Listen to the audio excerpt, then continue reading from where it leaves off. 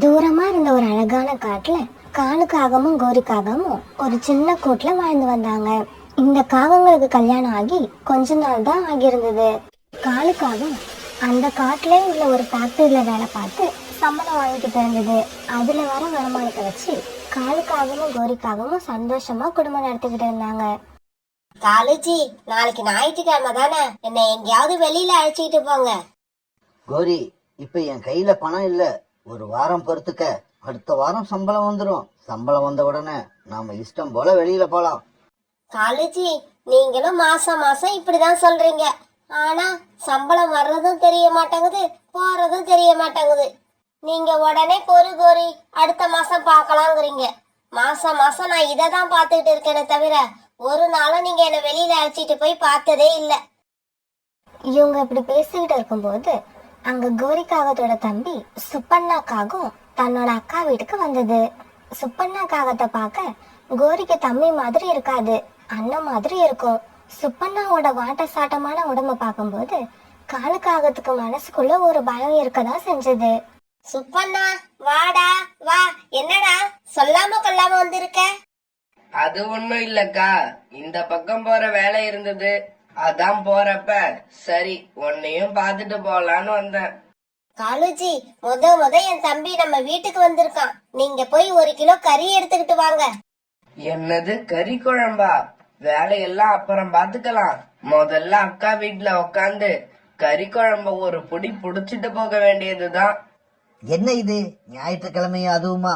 படுத்து ரெஸ்ட் எடுக்கலாம்னு பார்த்தா இவன் வேற வந்து நம்ம உயிரை வாங்குறான். இப்ப என்ன பண்றது? ஏதாவது ஒரு குழப்பத்தை உண்டு பண்ணாதான் இவன் இப்ப இங்கேருந்து கிளம்புவான், இல்லன்னா இங்கேயே டென்ட் போட்டு தங்கிடுவான். ஏன் கோரி, கல்யாணம் முடிஞ்சு 6 மாசத்துக்கு அப்புறம் உன் தம்பி உனக்கு தங்கத்துல வளையல் வாங்கி போடுறதா சொன்னானே, அது என்ன ஆச்சு? வாங்கி போட்டுட்டானா? நல்ல வேலை காலேஜி, சரியான சமயத்துல எனக்கு ஞாபகப்படுத்துறீங்க. டேய் தம்பி, மாமா கேக்குறாருல்ல, பதில் சொல்லு. எனக்கு தங்க வளையல் எப்ப வாங்கி போட போற? அடடா, அக்கா கறி குழம்பு வச்சு போடுறேன்னு சொன்ன இந்த சமயத்துல மாமா இப்படி நம்மள தொல்லையில இழுத்து விட்டுட்டாரு. இப்ப என்ன பண்றது? மாமா, என்னையா தொல்லையில இழுத்து விடுற? இப்ப உனக்கு வைக்கிறேன் பாரு ஆப்பு.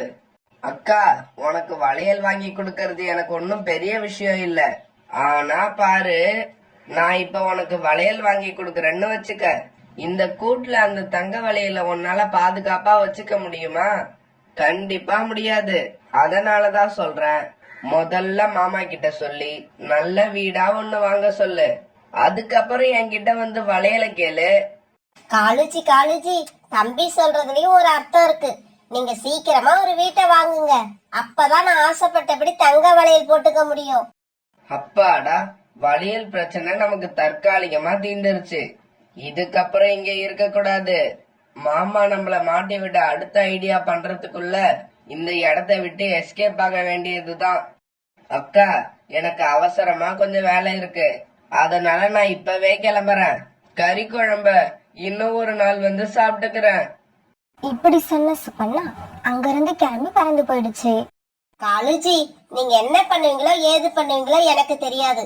வீடு எப்ப வாங்க போறீங்க அத மட்டும் சொல்லுங்க. அடப்பாவி, போற போக்குல இப்படி ஒரு குண்டை தூக்கி போட்டுட்டு போயிட்டானே. இப்படி நடக்கும்னு தெரிஞ்சிருந்தா பேசாம நான் போய் கறியையே வாங்கிக்கிட்டு வந்து கொடுத்திருப்பேன். என்ன காலன்னா சோகமா உட்கார்ந்துருக்கீங்க, என்ன விஷயம்? என்ன சொன்னா பண்றது, இந்த கோரி இருக்கிற நிலைமை புரியாம சொந்தமா வீடு வாங்கணும்னு என்ன போட்டு அரிக்கிறா. பணத்துக்கு தான் என்ன பண்றதுன்னு தெரியல.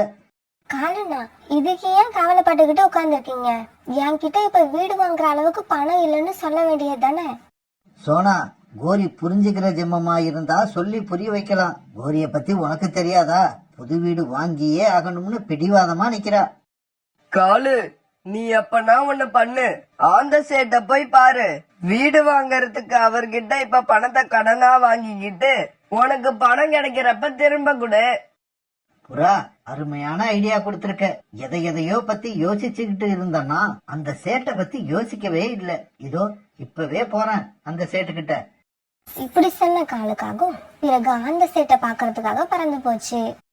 சேட்ஜி, நான் ஒரு வீடு வாங்கலாம்னு ஆசைப்படுறேன். அதுக்காக நீங்க கொஞ்சம் பணம் கடனா கொடுத்து உதவுனீங்கன்னா நல்லா இருக்கும். அந்த பணத்தை நான் எப்படியும் 1 வருஷத்துக்குள்ள திருப்பி கொடுத்துருவேன். காலு, நான் உனக்கு பணம் கொடுக்கறேன். ஆனா நீ அந்த பணத்தை எனக்கு 3 மாசத்துக்குள்ள திருப்பி கொடுக்கணும். அப்படி கொடுக்கறதா இருந்தா வீடு வாங்க தேவையான பணத்தை வாங்கிக்கிட்டு போ. கொடுக்க முடியாதுன்னா இப்பவே எடுத்து காலி பண்ணலாம். சேட்ஜி, அப்படியெல்லாம் சொல்லாதீங்க. நான் ஏதாவது ஏற்பாடு பண்ணி 3 மாசத்துக்குள்ள உங்களோட பணத்தை திருப்பி கொடுத்துருவேன். அந்த சேட்டுக்கிட்ட இப்படி சொன்ன காலுக்காகவும் பிறகு வீடு வாங்கறதுக்கான பணத்தை சேட்டுக்கிட்ட இருந்து கடனா வாங்கிட்டு பறந்து போச்சு. இப்படி போன காலுக்காகவும் ஒரு அழகான வீட்டையும் விலைக்கு வாங்கிடுச்சு. கோரி, பாத்தியா, நான் சொன்னபடி ஒரு புது வீட்டை உனக்காக விலைக்கு வாங்கிட்டேன். ஆனா உன் தம்பி சொன்னபடி உனக்கு வளையல் வாங்கி கொடுப்பானா? காலுஜி, அவசரப்படாதீங்க. இன்னைக்கு இல்லாட்டி நாளைக்கு என் தம்பி வளையல் வாங்கிட்டு வருவான்னு எனக்கு நம்பிக்கை இருக்கு. இன்னைக்கும் இல்ல, நாளைக்கும் இல்ல, எத்தனை வருஷம் ஆனாலும் உன் தம்பி வளையல் வாங்கிக்கிட்டு வரவே மாட்டான். காலுக்காக இப்படி சொல்லிக்கிட்டு இருக்கும் போதே கோரியோட தம்பி வளையல வாங்கிட்டு இவங்க வீட்டுக்குள்ள பறந்து வந்தான். அக்கா, பாத்தியாக்கா, நீ கேட்ட மாதிரியே தங்க வளையல் வாங்கிக்கிட்டு வந்துட்டேன். வளையல் எப்படி இருக்கு? உனக்கு பிடிச்சிருக்கா? காலுஜி, என்னமோ சொன்னீங்க, என் தம்பிய பாத்தீங்களா? சொன்னபடி வாங்கிட்டு வந்து கொடுத்துட்டான். என்னது, இவன் தங்க வளையல் வாங்கிக்கிட்டு வந்து கொடுத்துட்டானா? என்னால நம்பவே முடியலையே. சரி, எப்படியோ போகட்டும். கோரி கேட்ட வீடும் கிடைச்சிருச்சு, தங்க வளையலும் கிடைச்சிருச்சு. அப்பாடா, இனி கொஞ்ச நாளைக்கு கோரி வாயவே திறக்க மாட்டா. கோரி வாயை திறக்காம இருந்தாதான் நாம நிம்மதியா இருக்கலாம். பிறகு தன்னோட புது வீட்டை பார்க்க வந்த பறவைகள் எல்லார்கிட்டையும் கோரிக்காகன் தன் தம்பி வாங்கி கொடுத்த வளையல காமிச்சது. கோரி அக்கா, இந்த வளையல் ரொம்பவும் அழகா இருக்கு, விலையும் அதிகமா இருக்கும்னு நினைக்கிறேன். ஆமா சோனா, இந்த வளையலோட விலை அதிகமா தான் இருக்கும். என்னோட தம்பி எனக்காக வாங்கிட்டு வந்து கொடுத்தது. கோரி, எனக்கும் இந்த வளையல் ரொம்ப பிடிச்சிருக்கு. இதே மாதிரி வளையல் வாங்கணும்னு எனக்கும் ரொம்ப நாளா ஆசை இருக்கு, வாங்கதான் முடியல. கோரி, இந்த வளையல பார்த்து வச்சுக்கோ. ஏன்னா இது மேல உள்ள ஆசையால இத நானே திருடிட்டு போனாலும் போயிடுவேன். ரீட்டா கிளி இப்படி சொல்ல அங்க இருந்த மத்த பறவைகள் எல்லாருமே இதை கேட்டுட்டு சிரிச்சாங்க. இப்படியே சில நாட்கள் நகர்ந்துச்சு. ஆந்த சேட்டுக்கிட்ட இருந்து காலுக்காக பணம் வாங்கி இன்னையோட 3 மாசம் முடிஞ்சிருச்சு. அதனால பணத்தை எப்படி திருப்பி கொடுக்கறதுங்கிற கவலையில காலுக்காக சோகமா உட்கார்ந்துருந்தது. இந்த சமயத்துல காலுக்காகத்தை தேடிக்கிட்டு ஆந்த சேட்டு அந்த இடத்துக்கு வந்துருச்சு. என்ன காலு, நீ என்கிட்ட வீடு வாங்கறதுக்காக பணம் வாங்கி இன்னையோட 3 மாசம் முடிஞ்சிடுச்சு. இது உனக்கு தெரியுமா தெரியாதா? சேட்ஜி, 3 மாசம் இன்னையோட முடிஞ்சிருச்சுங்கிறது எனக்கும் தெரியும். ஆனா திருப்பி கொடுக்க பணம் எங்க இருக்குன்னு தான் எனக்கு தெரியல. அதனால இன்னும் ஒரு 3 மாசம் பொறுத்துக்கிட்டீங்கன்னா நான் உங்க பணத்தை எப்படியாவது திருப்பி கொடுத்துடுவேன். காலு, நான் சொன்னதுதான். நாளைக்குள்ள நீ எப்படியாவது பணத்தை கொண்டு வந்து திருப்பி கொடுத்துடணும். இப்படி கோபமா சொல்லிட்டு ஆந்த சேட்டு அந்த இடத்த விட்டு பறந்து போயிடுச்சு. ஆந்த சேட்டை இப்படி சொல்லிட்டு போன உடனே என்ன செய்யறதுன்னு தெரியாத காலுக்காகவும் சோகமா வீட்டுக்கு பறந்து போச்சு. இப்படி வீட்டுக்கு போன காலுக்காகவும் வீட்டுல இருந்த கோரியோட தங்க வளையல பாத்துருச்சு. ஆமா, இப்படிதான் செஞ்சாகணும், வேற வழியே இல்ல. கோரிக்காகத்தோட வளையலை எடுத்துக்கொண்டு போய் அந்த சேட்டுக்கிட்ட கொடுத்துடுவோம். இல்லன்னா சேட்டுக்கிட்ட இருந்து நாம தப்பிக்கவே முடியாது. இப்படி யோசிச்ச காலுக்காகவும் உடனே கோரியோட தங்க வளையல்களை எடுத்துக்கிட்டு அந்த சேட்டை பார்க்க பறந்து போச்சு. சேட்ஜி, உங்ககிட்ட கொடுக்கறதுக்கு என்கிட்ட பணம் இல்ல. அதுக்கு பதிலா இந்த தங்க வளையல்களை வச்சுக்குங்க. இதை வித்து உங்களுக்கு சேர வேண்டிய பணத்தை எடுத்துக்கிட்டு ஒருவேளை மீதி இருந்தா மறக்காம என்கிட்ட கொடுத்துருங்க. காலு, இந்த வளையல்களை பார்த்தா விலை ரொம்ப அதிகமா இருக்கும்னு நினைக்கிறேன். இந்த வளையல்கள் அதிகமான விலைக்கு போச்சுன்னா உனக்கு கொடுத்த பணத்தை மட்டும் எடுத்துக்கிட்டு மீதி பணத்தை வாங்கிட்டே கொடுத்துட்றேன். காலுஜி, நீங்க எங்க போயிட்டு வரீங்க? நம்ம வீட்ல இருந்த என்னோட தங்க வளையல காணோம். என் தம்பி எனக்கு ஆசை ஆசையா வாங்கி கொடுத்தது இப்படி அநியாயமா திருட்டு போயிடுச்சு. என்ன கோரி சொல்ற? உண்மையாவா? தங்க வளையல்கள் திருட்டு போயிடுச்சா? ஆமா காலுஜி, ஆமா. ரொம்ப தாகமா இருக்குன்னு தண்ணி குடிக்க நதி வரைக்கும் போயிருந்தேன். அதுக்குள்ள என்னோட வளையல எந்த பறவையோ வந்து திருடிட்டு போயிடுச்சு. ஏற்கனவே என்னோட தங்க வளையல்கள் ரொம்ப அழகா இருக்குன்னு எல்லா பறவையும் சொல்லிட்டு இருந்தாங்க. இதுல எந்த பறவையோ தான் நம்ம வீட்டுக்கு வந்து தங்க வளையல திருடிட்டு போயிருக்கணும். இப்ப நான் போலீஸ் ஸ்டேஷன் போய் இந்த விஷயத்த சொல்லி எந்த பறவை திருட்டு பறவைங்கிறத கண்டுபிடிச்சே தீருவேன். போலீஸ்க்கு போறேன்னு கோரி சொன்னதுமே காலுக்காகத்துக்கு பயம் வந்துருச்சு. உடனே காலுக்காக மெதுவா கோரி கிட்ட இந்த மாதிரி பேச ஆரம்பிச்சது. கோரி, இப்ப நீ போலீஸ் ஸ்டேஷன் போனீன்னா விசாரணை அது இதுன்னு நம்மள போலீஸ் ஸ்டேஷனுக்கும் வீட்டுக்குமா அலைய விட்டுருவாங்க. அதனால கொஞ்ச நாள் பேசாம இரு. நான் ஏதாவது ஐடியா பண்ணி அந்த தங்க வளையல்கள் எங்க இருக்கு, யார் திருடிக்கிட்டு போனதுன்னு எல்லாத்தையும் கண்டுபிடிக்கிறேன். இப்படி பேசிக்கிட்டே இருந்த காலுக்காகவும் கோரிக்காகவும் பிறகு அப்படியே படுத்து தூங்கினாங்க. மறுநாள் பொழுது விடிஞ்சிச்சு. காலையில கண் வீழ்ச்சி எந்திரிச்ச காலுக்காகத்துக்கு பெரிய அதிர்ச்சி காத்திருந்தது. காலுக்காகத்தோட வீட்டுல போலீஸும் அந்த காட்டுல உள்ள எல்லா பறவைகளும் நின்னுகிட்டு இருந்தாங்க. காலுஜி, என்னோட தங்க நகை திருட்டு போனதை என் மனசு ஒத்துக்கவே இல்லை. அதனாலதான் நீங்க சொல்லியும் கேட்காம நான் போய் போலீஸ் ஸ்டேஷன்ல கம்ப்ளைண்ட் பண்ணிட்டேன். இங்க பாருங்க, இங்க நிக்கிறவங்கல்ல அந்த தங்க வளையல யார் எடுத்ததுன்னு நீங்களா ஒத்துக்கங்க.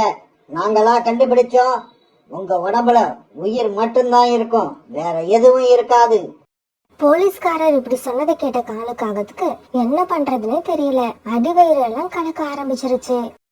மிஸ் கோரி, உங்களுக்கு யார் மேலேயாவது சந்தேகம் இருந்தா சொல்லுங்க. அவங்கள விசாரிக்கிற விதத்துல விசாரிச்சா உண்மை வெளியே வந்துரும். நான் யாருன்னு இன்ஸ்பெக்டர் சொல்லுவேன். இங்க இருக்கிற எல்லா பறவைகளுமே அன்னைக்கு என்னோட வலையில பார்த்துட்டு அழகா இருக்கு அழகா இருக்குன்னு தான் சொன்னாங்க. அதுக்காக எல்லாரையுமா விசாரிக்க முடியும்?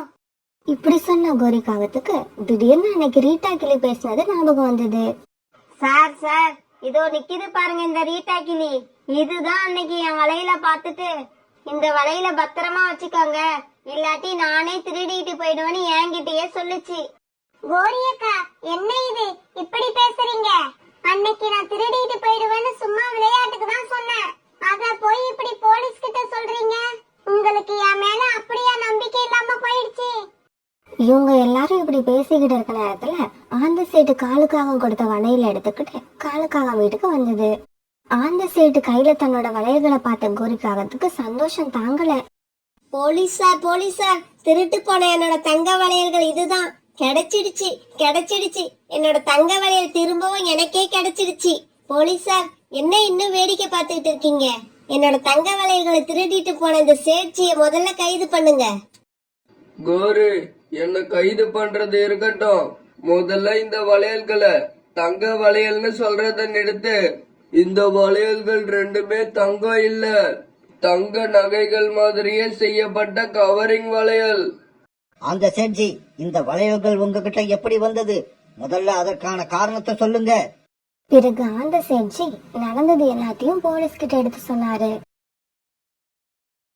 காலுஜி, நீங்க இப்படி சொந்த வீட்லயே திருடுவீங்கன்னு நான் நினைக்கவே இல்ல. நான் கூட தான் உன் தம்பி சொந்த அக்காவுக்கே இப்படி கவரிங் நகைகளை செஞ்சு போடுவான்னு நினைக்கவே இல்லை. நீங்க 1000 தான் சொன்னாலும் நீங்க செஞ்சது பெரிய தப்பு. உங்களை நான் மன்னிக்கவே மாட்டேன். அது எப்படி நீ என்ன மன்னிக்க முடியும்? நான் தான் உங்ககிட்ட மன்னிப்பு கேட்கவே போறது இல்லையே. காலண்ணா, கோரியக்கா கூட எந்த சமயத்துல சண்டை போடுறதுன்னு உங்களுக்கு விவசாயே இல்லையா? இப்போ உங்களுக்குள்ள பிரச்சனையே இந்த வீடுதான். அதனால இந்த வீட்டை சேட்டுக்கிட்ட கொடுத்துருங்க. அப்பதான் உங்களுக்கு சேட்டோட பிரச்சனை தீரும். பிறகு சோனா சொன்னதை கேட்ட சேட்ஜி காலுக்காகத்துக்கிட்ட கொடுத்த பணத்துக்கு பதிலா அந்த வீட்டை எடுத்துக்கிறேன்னு சொல்லிட்டு அந்த இடத்த விட்டு பறந்து போயிட்டாரு. கோரியக்கா, அப்புறம் நீங்க போலீஸ் கிட்ட கொடுத்த கம்ப்ளைண்ட முதல்ல வாபஸ் வாங்கிடுங்க. இல்லாட்டி உங்க கணவர் உங்க தம்பி 2 பேருமே உள்ள போற மாதிரி இருக்கும். பிறகு கோரிக்காகவும் போலீஸ் கிட்ட கொடுத்த கம்ப்ளைண்ட வாபஸ் வாங்கினதால போலீஸ் அந்த இடத்த விட்டு பறந்து போயிட்டாங்க. சோனா, இந்த வீட்டை நீ பாட்டுக்கு சேட்டுக்கிட்ட தானு சொல்லிட்டியே. இப்ப நானும் காலேஜியும் எங்க போய் தங்கறது? கோரியக்கா, பேசாம காலண்ணனை கூட்டுக்கிட்டு நீங்க முன்னாடி இருந்த கூட்டுக்கே போயிடுங்க. பிரச்சனைகளை வச்சுக்கிட்டு பெரிய வீட்டுல குடியிருக்கிறதுக்கு பிரச்சனையே இல்லாம சின்ன கூட்டுல இருக்கிறது எவ்வளவோ மேல்.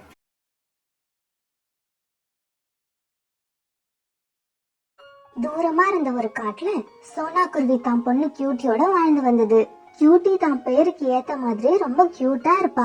அழகுல மட்டும் இல்ல, படிப்புல, புத்திசாலித்தனத்துல, அம்மாவுக்கு உதவி செய்யறதுல, இப்படி எல்லாத்துலயுமே அவளை அடிச்சுக்க ஆளே இல்ல. சின்ன வயசுலயே தான் அப்பாவை இழந்த இவ அம்மா தன்னை வளர்க்க எவ்வளவு கஷ்டப்பட்டாங்கன்னு நினைச்சு பார்த்து தான் அம்மாவோட மனசு கஷ்டப்படுற மாதிரி நடந்துக்கவே மாட்டான். சோனா குருவி வீட்டுக்கு நேர் எதிரா இருந்த வீட்டுல மீனா குருவியும் அதோட மகளும் வாழ்ந்து வந்தாங்க. மீனாவுக்கு ஒரே ஒரு மகதான், அவ பேரு ஸ்வீட்டி. ஸ்வீட்டியும் பேருக்கு ஏத்த மாதிரியே ரொம்ப அழகா இருப்பா. ஆனா மத்தவங்கள புரிஞ்சு நடந்துக்க முயற்சி பண்ணவே மாட்டா. எல்லார்கிட்டயும் கோபப்படுவா. அம்மாவுக்கும் ஸ்வீட்டிக்கும் வீட்டுல அடிக்கடி சண்டை நடக்கும். ஒரு நாள் சோனா குருவியும் மீனா குருவியும் வீட்டுக்கு வெளியில உட்காந்து பேசிக்கிட்டு இருந்தாங்க. சோனா, கியூட்டி மாதிரி ஒரு பொண்ணு கிடைக்க நீ கொடுத்து வச்சிருக்கணும். எஸ், வீட்டுக்கு என்ன, அவளும் நல்ல பொண்ணுதான். இப்படி நீ மட்டும்தான் சொல்லுவ, வேற யாரும் சொல்ல மாட்டாங்க. ரொம்ப சோம்பேறியா இருக்கா. ஏன்டா இப்படி இருக்கன்னு கேட்டா ஏன் மேலேயே கோபப்படுறா. நேத்து பாரு, ஏதோ 2 சின்ன குழந்தைங்க வழி தெரியாம வந்து வழி கேட்க அவங்க கிட்டயும் கோபமா பேசுறா. அப்புறம் நான் அவங்களுக்கு வழி சொல்லி அனுப்புனேன். இப்ப சொல்லு, இப்படி ஒரு பொண்ணு வச்சுக்கிட்டு எந்த அம்மாவாவது சந்தோஷமா இருப்பாளா? மீனா, முதல்ல ஸ்வீட்டி கிட்ட நீ கோவப்படுறத நிறுத்து. அவளுக்கு மெதுவா சொல்லி புரியவை. ஸ்வீட்டியும் புரிஞ்சுக்கிற பொண்ணு மாதிரி தான் தெரியறா. இன்னைக்கே மாத்தலாம்னு நினைச்சா முடியாது. அவளை நீ கொஞ்சம் கொஞ்சமா வழிக்கு கொண்டு வரணும். அன்னைக்கு சோனா தான் பொண்ணு கியூட்டிய முதலா தனியா உணவு தேட அனுப்புறதுக்காக கியூட்டிக்கு உணவு தேடுறதுக்கான நிறைய டிப்ஸ் கொடுத்துக்கிட்டு இருந்துச்சு. கியூட்டி, நான் சொன்னதெல்லாம் ஞாபகம் இருக்கா? நல்லா ஞாபகம் இருக்குமா.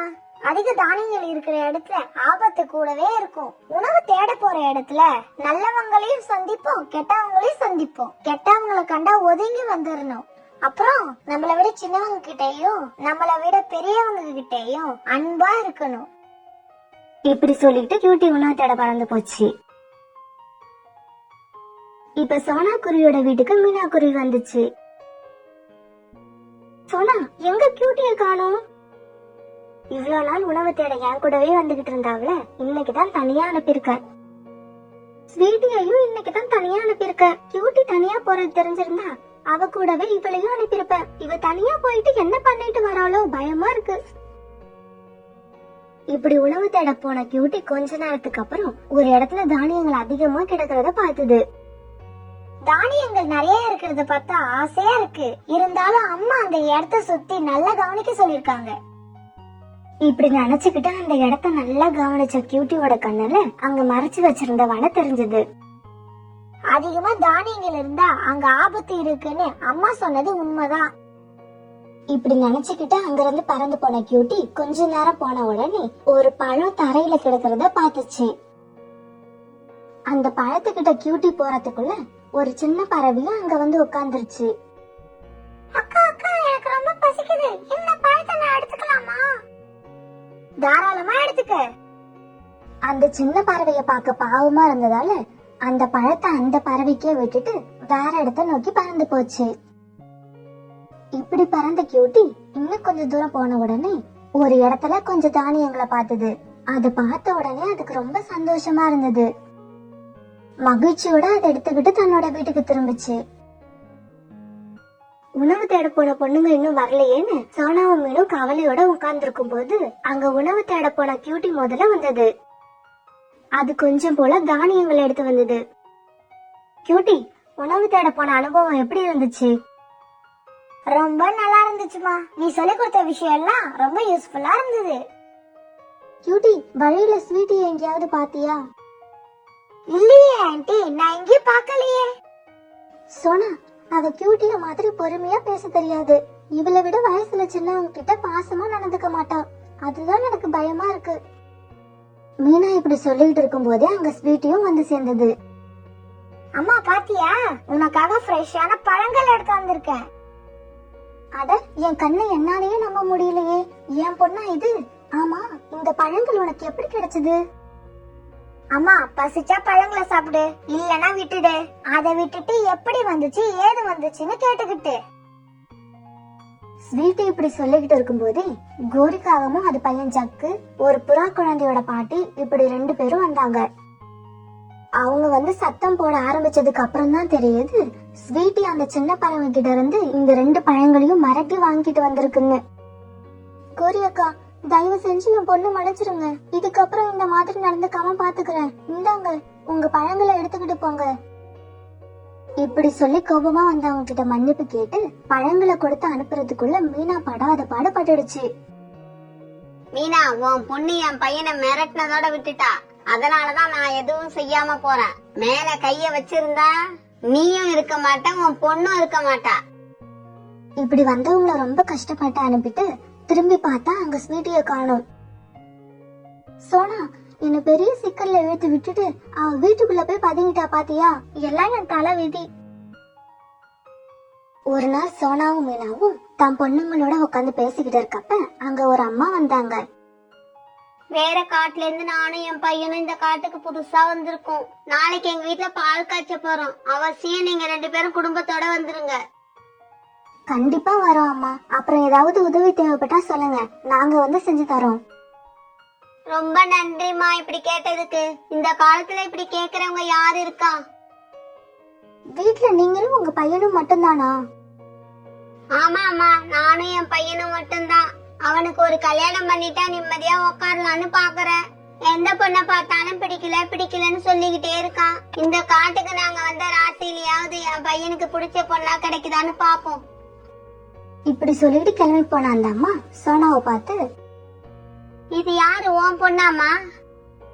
ஆமாம்மா, இவ பேர் கியூட்டி. அப்படியா? அம்மா மாதிரியே நீயும் அழகா இருக்க. கியூட்டி, நீ எனக்கு ஒரு ஹெல்ப் பண்ணுவியா? சொல்லுங்க ஆண்டி, என்ன செய்யணும்? நாளைக்கு எங்க வீட்டுக்கு வர்றப்ப ஏதாவது ஸ்வீட் செஞ்சு எடுத்துக்கிட்டு வாயே. நானே செஞ்சிடலான்னு தான் பார்த்தேன். என்னால கிச்சன்ல ரொம்ப நேரம் நிக்க முடியல. இதுல எனக்கு எந்த கஷ்டமும் இல்ல ஆண்டி. நீங்க ஸ்வீட்டை பத்தி கவலைப்படாம போங்க, நான் செஞ்சு கண்டிப்பா எடுத்துட்டு வரேன். இத பார்த்த மீனாவுக்கு ரொம்ப பொறாமையா இருந்தது. இத இப்படியே விட்டா சோனாவோட பொண்ணு அந்த பணக்கார அம்மாவுக்கு மருமகளா ஆயிடுவா.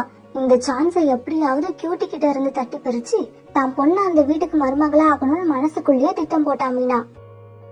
அம்மா, என் பொண்ணு கூட வீட்டுலதான் இருக்கா. கியூட்டியை விட ரொம்ப அழகா இருப்பா.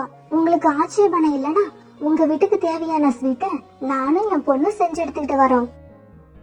அப்படியா? அப்ப அவளையும் ஒரு ஸ்வீட் செஞ்சு எடுத்துக்கிட்டு வர சொல்லு. எனக்கு இப்ப ரொம்ப சந்தோஷமா இருக்கு. ஒரு ஸ்வீட் எப்படா செய்ய போறேன்னு நினைச்சேன். இப்ப எனக்கு 2 ஸ்வீட் கிடைக்க போகுது. வரட்டும், எந்த ஸ்வீட் நல்லா இருக்குன்னு பாக்குறேன். மீனா நேரா வீட்டுக்கு போய் தூங்கிட்டு இருந்த மகளை வேக வேகமா எழுப்பினா. என்னம்மா, இப்பதானம்மா படுத்தேன், அதுக்குள்ள ஏமா எழுப்பி உயிரை வாங்குற? வெளியில என்ன நடக்குதுன்னே தெரியாம இப்படி உள்ள படுத்து நிம்மதியா தூங்கிட்டு இருந்தா உனக்கு எப்படி கல்யாணம் நடக்கும்? என்னம்மா, பைத்தியம் பிடிச்சிச்சா உனக்கு? தூங்குற பொண்ணுக்குலாம் கல்யாணம் நடக்காதுனா இந்த உலகத்துல எந்த பொண்ணுக்குமே கல்யாணம் நடக்காது. ஐயோ, நான் அப்படி சொல்லலடி. இப்படி சொன்ன மீனா நடந்த எல்லாத்தையும் தான் பொண்ணுகிட்ட விளக்கமா எடுத்து சொன்னா. அம்மா, இதுதான் விஷயமா? கவலைய விடு. ஸ்வீட்டை செஞ்சு அந்த அம்மாவை அசத்தி காட்டுறேன். ஆனா எனக்கு கியூட்டிய மாதிரி அன்பா பேச தெரியாதேம்மா, என்ன பண்றது? நீ ஸ்வீட்டை மட்டும் நல்லபடியா செஞ்சு எடுத்துக்கிட்டியா கூட வா, மீதி எல்லாத்தையும் நான் பாத்துக்கிறேன்.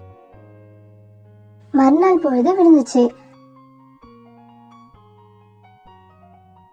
இப்ப ஸ்வீட் செஞ்சு எடுத்துக்கிட்டு மீனாவும் ஸ்வீட்டியும் அவசர அவசரமா அந்த வீட்டுக்கு போனாங்க. அந்த வீட்டை நெருங்குற சமயம் மீனாவோட கால்கள்ல இருந்த ஸ்வீட் பாக்ஸ் நழுவி கீழே விழுந்துடுச்சு. என்னம்மா இப்படி பண்ணிட்ட? போ, எனக்கு அந்த பையன் கூட கல்யாணம் நடந்த மாதிரிதான். ஸ்வீட்டி, கொஞ்சம் பொறுமையா இருடி. எனக்கே இப்ப என்ன பண்றதுன்னு தெரியல.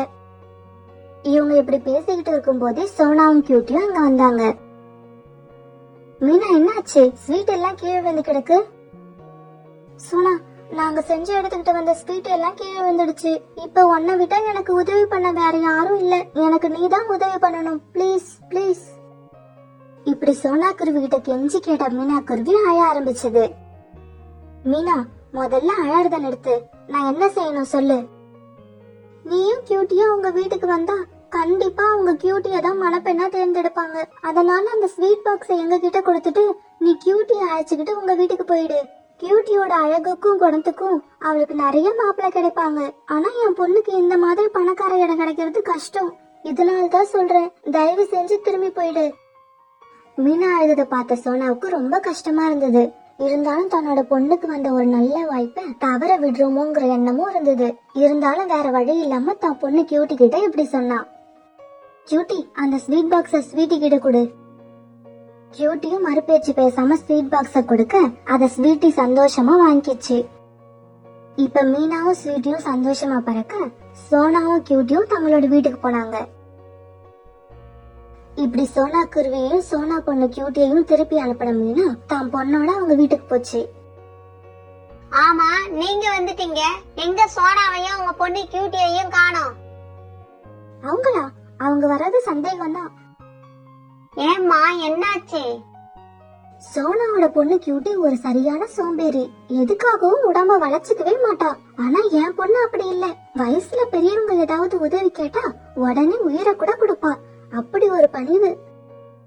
இப்ப அந்த அம்மாவும் அவங்க பையனும் உள்ள போய் என்னமோ பேசிட்டு வந்தாங்க. எப்படியோ என் பையனுக்கு இந்த காட்டுக்கு வந்துதான் கல்யாணம் ஆகணும்னு இருந்திருக்கு. இப்பதான் முதல் முறையா ஒரு பொண்ணை புடிச்சிருக்குன்னு சொல்லிருக்கான். இத கேட்ட மீனாவுக்கும் அவ பொண்ணு ஸ்வீட்டிக்கும் ரொம்ப சந்தோஷமா இருந்துச்சு. எங்களுக்கும் இந்த கல்யாணத்துல மனப்பூர்வ சம்மதம் தான். நீங்க சரின்னு சொன்னா நாளைக்கே கல்யாணத்தை வச்சுக்கலாம். நீங்க சம்மதம் சொல்லி என்னமா ஆக போகுது?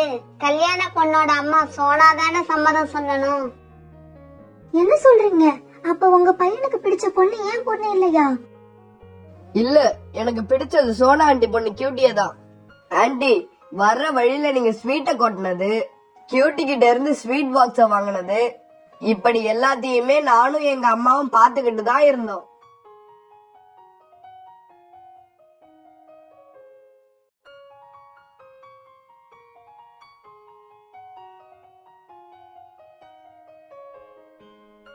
ஆண்டி, நான் கியூட்டிய தேர்ந்தெடுக்க காரணம் கியூட்டியோட அழகு இல்ல, ஸ்வீட் பாக்ஸ குடுன்னு அவங்க அம்மா சொன்னதும் ஒரு வார்த்தை கூட எதிர்த்து பேசாம ஸ்வீட் பாக்ஸ உங்க கையில கொடுத்த அந்த அடக்கம், பணிவு, இதுதான் எனக்கு ரொம்ப பிடிச்சது.